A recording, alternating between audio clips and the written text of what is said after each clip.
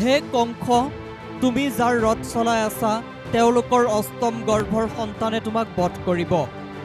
উগ্ৰসেনৰ পুত্ৰ আৰু মথুৰাৰ যদুবংশীয় ৰজা কংসই ভগ্নী দৈৱকীৰ বিবাহৰ সময়ত নিজেই সাৰথী হৈ ৰথ চলাইছিল।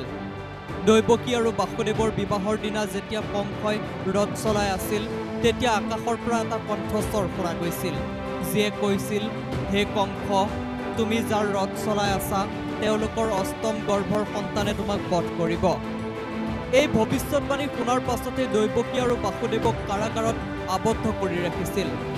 তেওঁলোকৰ প্ৰথম 6টা সন্তানক জন্মৰ লগে লগে হত্যা কৰিছিল। দৈৱকীৰ সপ্তম গৰ্ভ আছিল বলৰাম, যিজন ৰোহিণীৰ গৰ্ভলৈ স্থানান্তৰিত হৈছিল। অষ্টম সন্তান আছিল কৃষ্ণ। কৃষ্ণৰ জন্মৰ পিছত বাসুদেৱে তেওঁক গোকুলত নন্দৰ ঘৰলৈ লৈ গৈছিল আৰু নন্দৰ কন্যা যোগমায়াক আনি কংসৰ হাতত সমৰ্পণ কৰিছিল। কংসই সেই কন্যাটিক হত্যা কৰিবলৈ উদ্যত হওঁতে কেঁচুৱাটি আকাশলৈ উৰি গৈ দেৱী হৈ পৰিল আৰু আকাশবাণী কৰিলে যে কংসৰ বিনাশকাৰীৰ ইতিমধ্যে জন্ম হৈছে। পাছত সেই কৃষ্ণৰ হাততে কংসই প্ৰাণ হেৰুৱাইছিল। হিন্দু দৰ্শনত কংসক অধৰ্মৰ প্ৰতীক হিচাপে গণ্য কৰা হয়। সেয়াই আছিল কংস। কংস মামা। মহাভাৰতৰ যুদ্ধৰ আঁৰৰ মহাভাৰতৰ যুদ্ধৰ সৃষ্টি কৰোঁতা শকুনি। শকুনি মামা। শকুনিয়ে সদায় ষড়যন্ত্ৰ কৰি পাণ্ডৱৰ বিৰুদ্ধে কৌৰৱক উচতাইছিল। গান্ধাৰ ৰাজ্যৰ ৰাজপুত্ৰ আছিল শকুনি। তেওঁৰ ভনীক গান্ধাৰীক বিবাহ দি কৌৰৱৰ মাতৃ কৰা হৈছিল। ইয়াৰ ফলত শকুনি কৌৰৱৰ মামা হ'ল। শকুনিয়ে ভিতৰি ভিতৰি কুৰুবংশক ঘৃণা কৰিছিল, কাৰণ তেওঁ ভাবিছিল গান্ধাৰী আৰু গান্ধাৰৰ লগত কুৰুবংশই অন্যায় কৰিছে। সেয়ে তেওঁৰ মনত প্ৰতিশোধৰ জুই জ্বলিছিল। কৌৰৱৰ মাজত বিশেষকৈ দুৰ্যোধন শকুনিৰ খুব প্ৰিয় আছিল। শকুনিয়ে সদায় তেওঁক কাণে কাণে কৈছিল, পাণ্ডৱক ধ্বংস কৰা, অন্যথা তোমাৰ ৰাজ্য কেতিয়াও নিৰাপদে নাথাকিব। তেওঁৱে পাশা খেলখনৰ ফান পাতিছিল। সেই খেলত যুধিষ্ঠিৰে নিজৰ ভাতৃ পত্নী আৰু ৰাজ্যৰ সকলো হেৰুৱাইছিল। এয়া আছিল শকুনিৰ ডাঙৰ ষড়যন্ত্ৰ। শেষত কৌৰৱ পাণ্ডৱৰ মহাযুদ্ধ কুৰুক্ষেত্ৰত হ'ল। শকুনিয়ে বহু চেষ্টা কৰিলে, কিন্তু যুদ্ধৰ দিনা সহদেৱে শকুনিক মাৰি পেলালে। অসমীয়াৰ জাতীয় বীৰ হিচাপে পৰিচিত লাচিতে তেতিয়া মোগলৰ বিৰুদ্ধে যুঁজ দিবলৈ সাজু হৈছিল। ঔৰংগজেবে এক বিশাল বাহিনীক অসম আক্ৰমণ কৰিবলৈ পঠিয়ালে। মোগল সেনাক ৰুধিবলৈ লাচিতে নিৰ্দেশনা দিলে, কোনোৱে যদি নিজৰ দায়িত্ব পালন নকৰে বা নিজৰ কামত অৱহেলা কৰে তেন্তে তেওঁক শিৰচ্ছেদ কৰা হ'ব। আমিনগাঁৱৰ ওচৰৰ গড় এটা বন্ধাৰ দায়িত্ব পৰিল লাচিতৰ মোমায়েকৰ ওপৰত।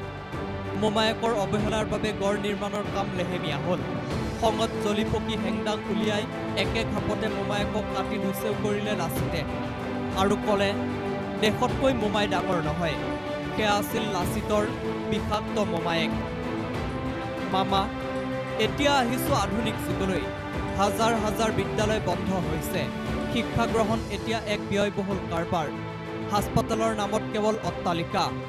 ICUৰ বিচনাৰ পৰা পৰি শিশুৰ মৃত্যু হৈছে। উন্মুক্ত নলাত পৰি শিশুৰ প্ৰাণ গৈছে। বাৰে বাৰে বানৰ বিভীষিকা, মৃত্যুৰ কিৰিলি। সংস্থাপন নাই। বহিৰাজ্যত ভাত মোকলাবলৈ গৈ মৃত্যু হৈছে অসমীয়া ডেকাৰ। প্ৰাপ্য পোৱা নাই। সচল উজনি নামনিত প্ৰতিদিনে প্ৰতিবাদ। বাজি উঠিছে বিজেপি চৰকাৰ মুৰ্দাবাদ। মুৰ্দাবাদ আধুনিক যুগৰ মামা। ৰাজ্যত সাম্প্ৰদায়িত বিষবাষ্প বিয়পোৱাৰ প্ৰয়াস। ভাতৃঘাতী সংঘাত সৃষ্টিৰ চেষ্টা।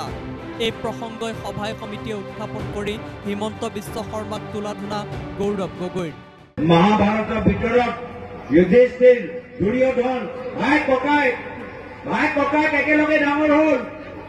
এই ভাই ককাইক একেলগে ডাঙৰ হ'ল, একেলগে ভাত খাইছিল, একেলগে প্ৰশিক্ষণ লৈছিল। তেতিয়া ভাই ককাইকৰ মাজত কোনে কাজিয়া লগালে? ভাইকৰ ককাইকৰ মাজত কাজিয়া লগোৱা এজন বিশেষ মামা আছে। এই মামাৰ নাম কি? মামাৰ নাম কি? শকুনি মামা। মহাভাৰতৰ ভিতৰত এগৰাকী শকুনি মামা আছিল, যিজনে ভাইকৰ ককাইকৰ মাজত সংঘাত সৃষ্টি কৰিলে। আজি অসমৰ শকুনি মামা হৈছে হিমন্ত বিশ্ব শৰ্মা ডাঙৰীয়া। পশ্চিমবংগত জনপ্ৰিয় দিদি, তাকেই দেখি মামা হৈ জনপ্ৰিয় হোৱাৰ কৌশল ৰচনা কৰিছিল হিমন্ত বিশ্ব শৰ্মাই। সেই মামাই মৰম নহয়। ৰাইজৰ ওপৰত জাপি দিছে মামি টেক্স। হিমন্ত বিশ্ব শৰ্মা ডাঙৰীয়া অহাৰ পিছত এটা নতুন চন্দা চিষ্টেম আৰম্ভ হ'ল যে কিবা কাম কৰাৰ আগত মামিক চান্দা দিব লাগিব। মামিও চান্দা তুলিবলৈ আৰম্ভ কৰিছে। যদি ক'ৰবাত মাটি কিনিবলৈ বিচাৰে প্ৰথমে মামিক চান্দা দিব লাগিব। যদি ক'ৰবাত ফেক্টৰী খুলিবলৈ বিচাৰে প্ৰথমে মামিক চান্দা দিব লাগিব।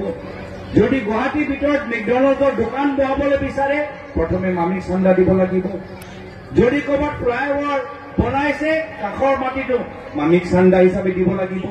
কনচাৰ্টৰ কাৰণেও যদি কিবা সংগীতৰ কিবা প্ৰদৰ্শন হয় আগতে মামিক চান্দা দিব লাগিব। সনাতনী আৰু অসমীয়া সংস্কৃতিত মামাই দিয়া অভিজ্ঞতা কোনো কালেই ইতিবাচক নাছিল। মামাৰ উদ্দেশ্য অসৎ, সেয়ে পৰিণতিও ভয়ংকৰ। এতিয়া সময় আহি গ'ল, ইতিহাস পুৰাণে যি কয় সেই পৰিণতিয়েই হ'বলৈ গৈ আছে মামাৰ।